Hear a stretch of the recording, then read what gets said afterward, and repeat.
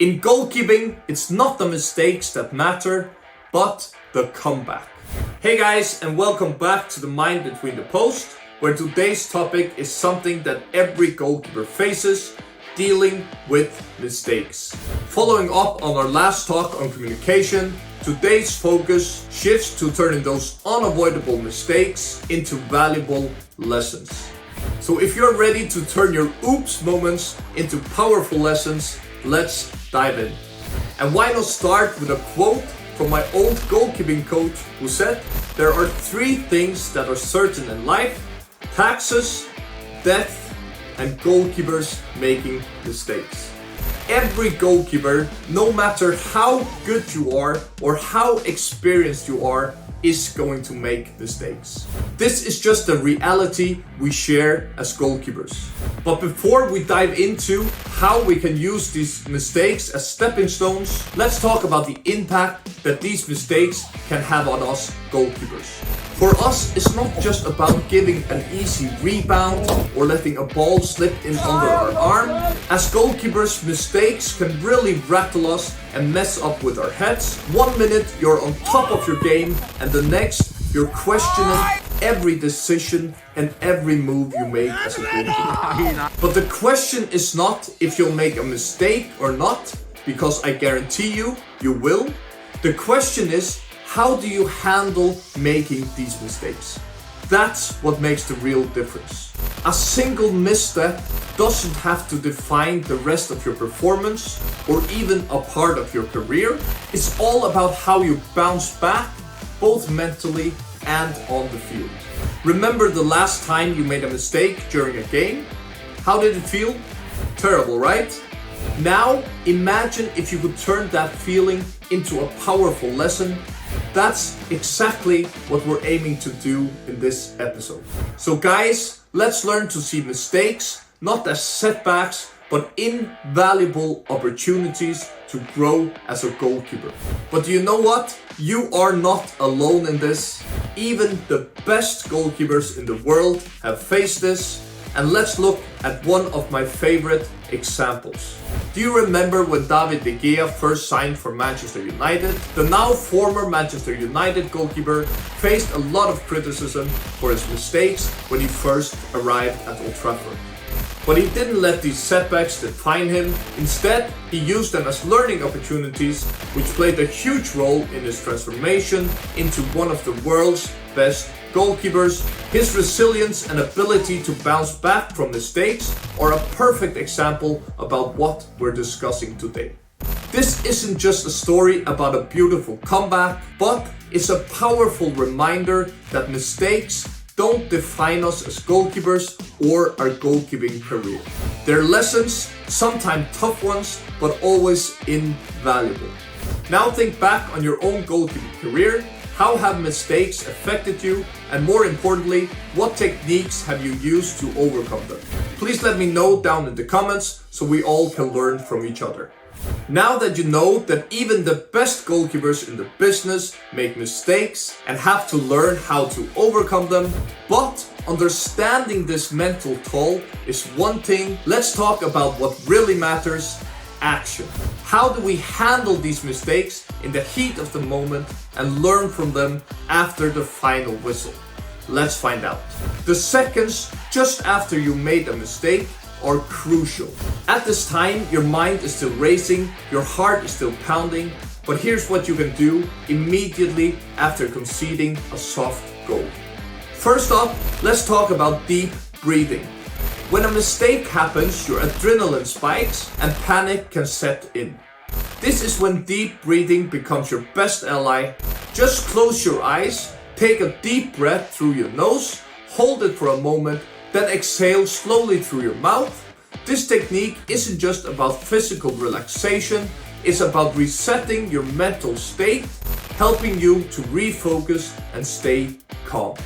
Next up, let's talk about the box it technique. Picture this: the ball's in your neck and you're feeling frustrated. Here's what you can do. In your mind, replay the mistake quickly, then visualize placing it in a mental box and setting it aside for later. This allows you to clear your head and keep your focus on the game not on the error. The box it technique is a simple way to organize your thoughts. Now it's crucial to hit that reset button. Don't let the mistake consume you for the rest of the game. You have to develop a short memory, focus on the next ball, the next pass, the next kick, the next save, or whatever it should be. It's about being present, not dwelling in the past. This is where your training and mental preparation comes into play. This leads us to positive self-talk. Remember, the voice in your head can be your biggest supporter or your harshest critic. Shift those negative thoughts to positive affirmations. Remind yourself, I am capable, I am focused, and I am ready. It's all about convincing yourself that you are still the reliable keeper that your team needs. And if you want help with developing your positive self-talk in a few simple steps and create your own personal affirmations, simply click the link in the description. You'll even find a list of 30 pre-made affirmations tailored for goalkeepers that you can adjust to your needs. These guides are completely free, so go ahead and download them now. And lastly, continue to play your game, not the occasion. Don't overcompensate for the mistake by doing something out of the ordinary. Stick to your training and your skills. Remember, overdoing it can lead to more errors. Play the game as it comes to you and trust in your abilities as a goalkeeper. Each of these situations has helped me in countless situations on the field. Now I'm curious to hear from you. What is your biggest mistake? How did you cope with it? Share your story down in the comments. Now that we tackled how to manage mistakes during the game, let's shift our focus to what happens after the final whistle. This is where the real growth happens. First, when you're ready, analyze the mistakes objectively. This means stripping away any emotions and looking at the error for what it is. Ask yourself what went wrong. Was it a positioning issue, a timing error, or something entirely else? Next up, don't hesitate to seek feedback.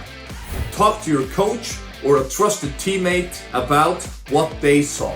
Their outside perspective can be invaluable to you. Now take what you've learned and adapt to the situation. Identify specific areas of improvement in your game. Is it a particular skill that needs work, or is it a tactical understanding that you might have missed? Whatever it is, acknowledge it and make a plan to address it in your training. This brings us to planning your practice. Integrate the lessons from your mistake into your training routine. Set small, achievable goals for your next session. These could range from making 10 low ball catches or 10 successful dives to your weaker side. Achieving these goals will not only improve your skills, but also rebuild your confidence. And lastly, don't dwell on the mistake, visualize success too.